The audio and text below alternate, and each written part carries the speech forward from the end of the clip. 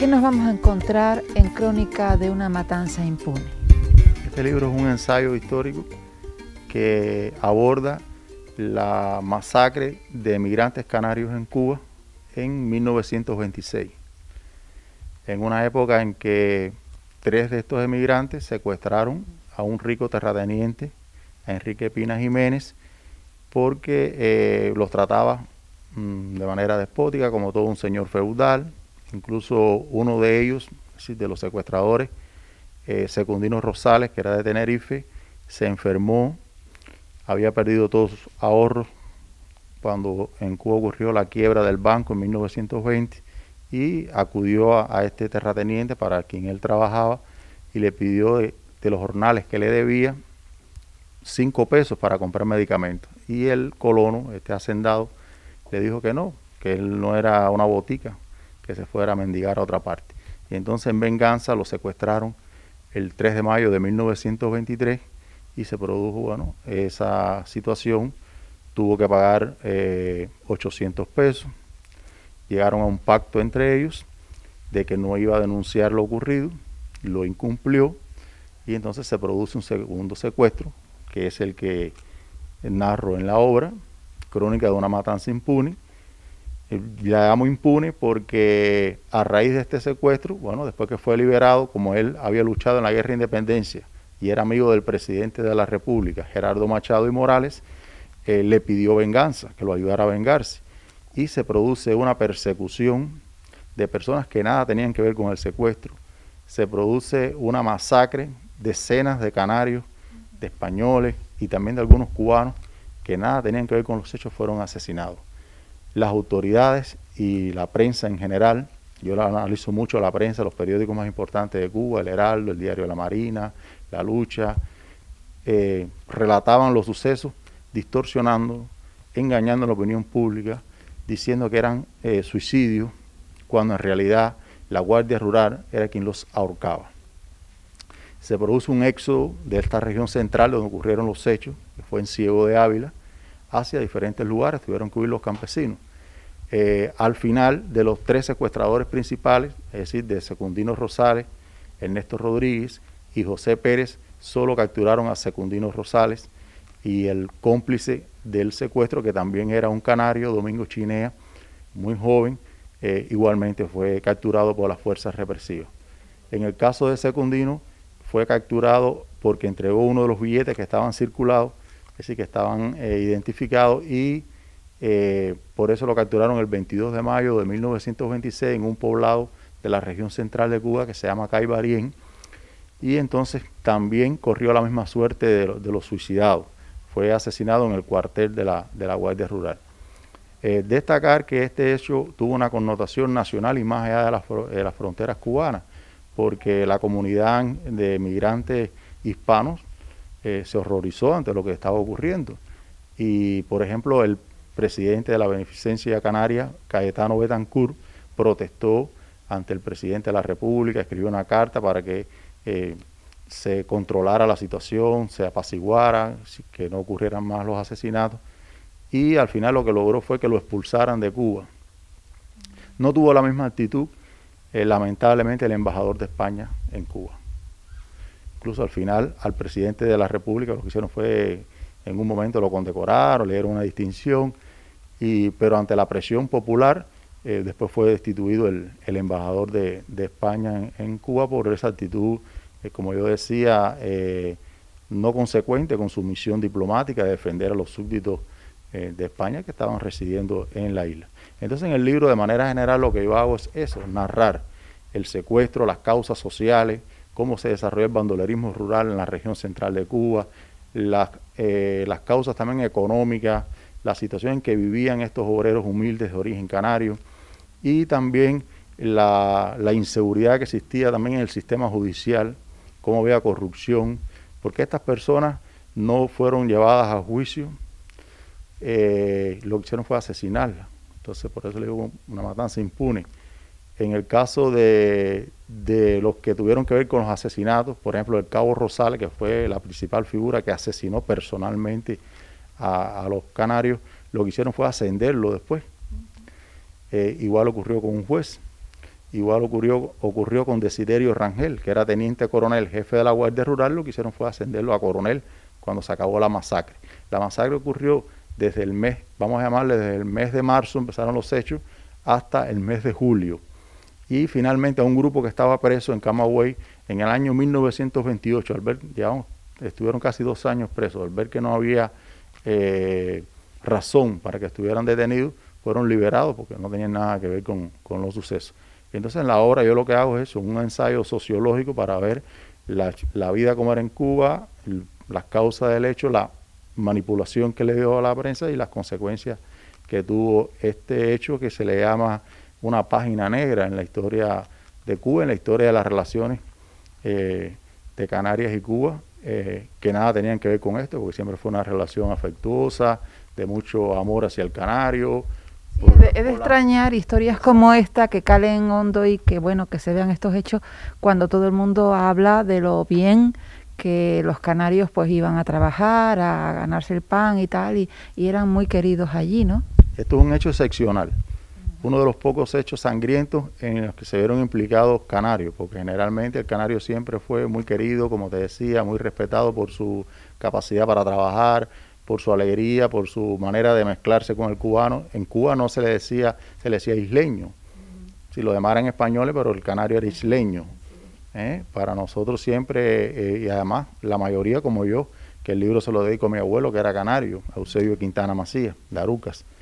Y entonces, es decir, que en la obra también podemos decir que hubo motivaciones académicas, porque cuando yo empecé la investigación en 1997, yo era lo que le llaman ustedes el cronista de un municipio, allá le llaman historiador municipal, y se reunió ese interés académico, porque había ocurrido en el municipio donde yo vivía, con un interés, o vamos a llamarle una motivación sentimental, porque yo quise también rendirle tributo a mi abuelo, que había sido que era canario, había sido un hombre humilde, y que pudo haber corrido esa suerte también, porque era un campesino que había emigrado a Cuba en 1909.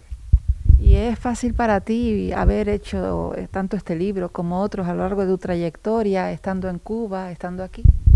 No, todas las investigaciones históricas son difíciles, ¿no? Porque la inmensa mayoría las he hecho por cuenta propia, ¿no?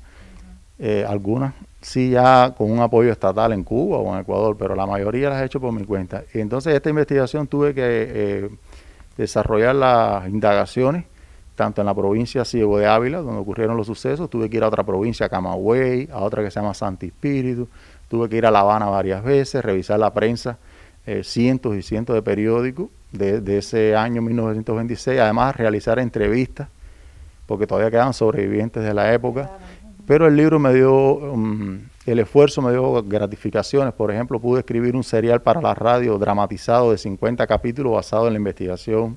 También asesoré una película que se hizo sobre el tema con compañeros de Canarias, graduados en Cuba, en la Escuela Internacional de Cine de La Habana.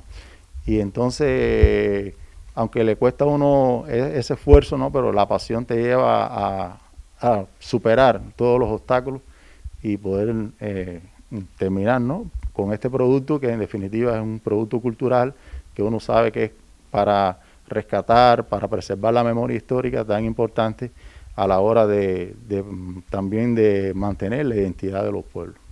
José Antonio, ¿tendrá continuidad tus obras? ¿Tendrá continuidad esta historia, otras relacionadas? Bueno, yo he seguido trabajando otros temas. Ahora acabo de terminar un ensayo que se va a presentar en La Palma en el mes de mayo sobre un gran académico canario, Manuel Pedro González, un hispanista que publicó 20 libros, trabajó más de 30 años en una universidad de los Estados Unidos, hizo 2 doctorados en Cuba y emigró con 17 años para la isla y aquí es prácticamente un desconocido.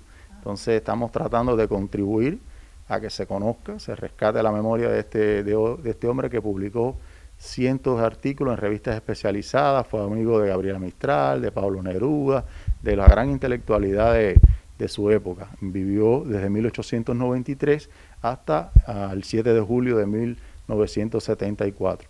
Entonces, lo que más reciente, ayer lo entregué al editor y estoy trabajando en otro tema sobre José Hurtado de Mendoza, sobrino nieto de Benito Pérez Galdós, que también fue un gran intelectual, un gran artista de la plástica, en este caso, que emigró a Cuba en 1921, vivió allá hasta 1971, desarrolló toda su obra, o la mayor parte de su obra, allá, y aquí se le conoce muy poco, aunque en la sala modernista del Museo de Tomás Morales en Moya le tienen ahí un espacio, porque él fue amigo de Tomás Morales, de Claudio de la Torre, de Néstor, de un grupo de intelectuales de Las Palmas de Gran Canaria, en general de Gran Canaria, en la década de 1910. Por ahí están las investigaciones más actuales que estoy desarrollando.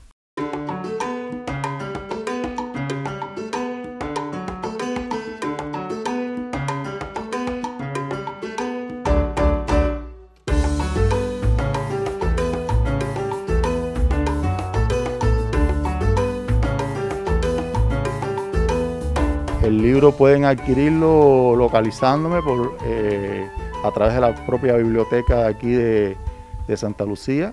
Yo resido aquí y soy un asiduo visitante de esta biblioteca y de su coordinador general, el compañero Pedro Morales, quien siempre atentamente me ha ayudado en las investigaciones desde que yo llegué aquí hace casi 2 años.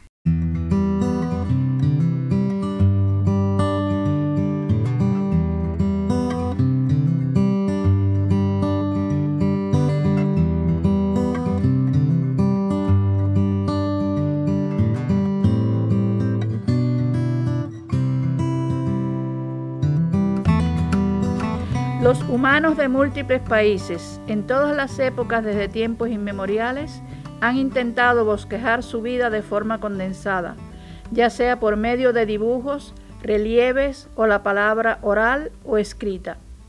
Se conocen poemas desde 1 verso hasta 5. Los de 2 versos los encontramos con el nombre de shloka en hindi y fard en turco. Los de 3 versos son hokku en japonés y sitso en coreano. Los de 4 versos son chastuska en ruso, stev en noruego, daina en letón, iao en china y en persa, rubai. En japonés, los poemas de 5 versos se conocen como tanka. La vida moderna busca economizar el tiempo cada día más. Ya casi no se escriben largos poemas narrando historias épicas o sentimentales. Este libro, traducido al alemán por 3 cerebros, Siegfried Kaden, Billy Trump y Ursula Denz, e ilustrado por el destacado pintor Siegfried Kaden, refleja sentimientos en poemas de 1 verso y luego continúa con otros que van desde el shloka hasta la tanka. Espero que al menos 1 verso sea de vuestro agrado. Frustración 1. ¿Qué placer me produjo el dolor de perderte? Enttäuschung. 1. Welches Vergnügen bereitet es mir, dich zu verlieren? La excusa. El amor es la excusa de seres solitarios. Die Ausrede. Liebe ist die Ausrede derer, die alleine leben. La tormenta. La tormenta es la esencia del amor. Die Qual. Die Qual ist die Essenz der Liebe. Solución. Siempre que existe un Minos, aparece un Teseo. Die Auflösung. Wo auch immer es ein Minotaurus gibt, erscheint ein Theseus. Calle el silencio. Calle el silencio ante la noche eterna de mi fuego. Weg des Schweigens, der Weg des Schweigens vor der ewigen Nacht meines Feuers. Frustración 2. 2 veces di el alma. 2. Las 2 veces me pagaron con traición y desamor. Enttäuschung 2. 2-mal gab ich meine Seele. 2-mal. 2-mal entlohnten sie mich mit Verrat und Lieblosigkeit. Oh Dios, que el agua no nos falte, fue la oración de mi hijo un día de hambre. Oh Gott, möge es uns nie an Wasser fehlen, betete mein Sohn an einem Hungertag. Vida después de la vida. Quiero vivir el día de mi muerte tal cual viví el de mi nacimiento. No dejar de ser yo, siempre conmigo, para nunca estar sola en el recuerdo. Ein Leben nach dem Leben. Ich möchte leben am Tag meines Todes, so wie ich lebte an dem Tag meiner Geburt. Nie aufhören, bei mir zu sein, nie nur in der Erinnerung zu verweilen. Como un relámpago, su mirada ardiente, fuego, enciende de amor la brasa, quema, arde, todo un juego, como un relámpago pasa. Wie ein Blitz, ihr glühender Blick, Feuer entzündet in Liebe die Glut, verglüht, lodert, alles ein Spiel, wie ein Blitz, der streift. Excelsitud. Ya ves, Martí, la magnitud de mi respeto. Yo, que en prosa te he amado, soy incapaz de profanarte en verso. Du siehst, Marti, das Ausmaß meiner Ehrfurcht. Ich, die dich liebte in Prosa, bin unfähig, dich in einem Vers zu entehren. Marinera, puerto de la luz. Fui marinera errante perdida en alta mar. Al llegar a tu puerto, mi nave quiso anclar. Die Seefahrerin, Puerta de la Luz. Ich war eine herumirrende Seefahrerin, verloren auf dem hohen Meer. In deinem Hafen zu landen, wollte mein Schiff hier ankern. Esfuerzo. No esperes nuevos acontecimientos, confiada en las bondades del azar. Ayuda al necesario cambio. Decídete a luchar. Mühe. Hoffe nicht auf neue Ergebnisse, vertraut auf Zufallstreffer, bemühe dich um notwendige Veränderung, entscheide dich zu kämpfen. Optimismo. Soy confiada, lo sé, empedernida, y creo en la bondad y en la virtud. Con tantos golpes que me dio la vida, el futuro ha de ser pleno de luz. Optimismus. Ich vertraue darauf, ich weiß es, unerschütterlich auf Wahrheit und Tugend, mit vielen Ratschlägen, die mir das Leben bescherte, kann die Zukunft nur noch leuchtender werden. Percepción. Tu vida es una queja, es un lamento, un no tener sin que te falte. ¿A quién harás feliz con esos modos? Ni a ti, ni a nadie. Wahrnehmung. Dein Leben ist eine Beschwerde, eine einzige Klage. Du hast nichts, was dir nicht fehlt. Wer kann zufrieden sein? Du nicht, mit nichts. No en el mar. Quiero tener un lugar donde reposen mis huesos. No importa si en un rosal, no importa si en un desierto, pero que no sea en el mar. Nicht im Meer. Ich suche einen Ort, wo meine Gebeine ruhen mögen. Sei es in einem Rosenstrauch, sei es in einer Wüste, jedoch niemals im Meer. Has escrito este libro con muchos poemas creados por ti que invitan un poco a la nostalgia, ¿no? Al paisaje y al saber estar. Bueno, en realidad sabe lo que es un maremoto, ¿verdad? Cuando el mar se revuelve. Sabes lo que es un terremoto, cuando la tierra desde lo profundo de sus entrañas también suelta lava y suelta de todo. Sabes lo que es un volcán. Bueno, pues los seres humanos tenemos almamotos, cosas que desde lo más profundo de nuestro ser nos conmueven. Y eso, este libro brotó en un momento en que yo sufrí un almamoto. Hay circunstancias especiales que vivimos, ¿no? Exacto, circunstancias especiales y en definitiva de ahí empezaron a brotar estos poemas. Y por ejemplo, el último que leí tiene mucha vigencia en nuestros días, pero también tenía vigencia en el momento en que lo escribí, que es ese No en el mar. ¿Por qué? Porque de Cuba estaban saliendo las personas en balsas y se morían, eran alimento de los tiburones en el mar. Y entonces me salió ese poema que fue el último, Quiero tener un lugar donde reposen mis huesos. No importa si en un rosal, no importa si en un desierto, pero que no sea en el mar. Y está vigente porque tenemos todos los días las personas que caen al mar tratando de buscar nuevas posibilidades en otros lugares. Por supuesto que sí, Elsa. Cuéntanos un poco cómo ha sido tu trayectoria. ¿Este libro es uno de tantos? ¿Es el primero? ¿Es una continuación? Yo ni sé qué número tiene este. En realidad tengo 12 publicados. Algunos son histórico-pedagógicos, otros son semi-biografías de personas importantes, otros son poemas, otros cuentos, en fin, no recuerdo qué número tiene este, pero no es el primero ni es el último. Que así sea. Un poquito crees que hoy con la vida que tenemos y bueno, y las circunstancias, cada uno con las suyas, ¿no? Supongo, pero es necesario tirar muchas veces de los poemas, de la poesía, porque al fin y al cabo son esos sentimientos profundos que tenemos.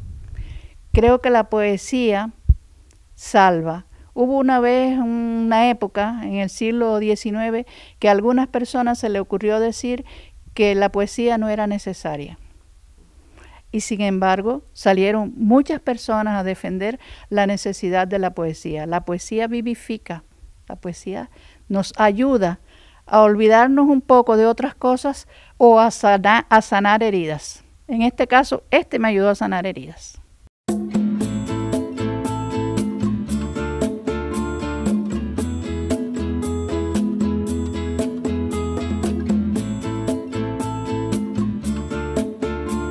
Es un libro que me han dicho las bibliotecarias, y el primer trabajo que yo hice en mi vida con 14 años fue ser bibliotecaria, y admiro mucho esta tarea.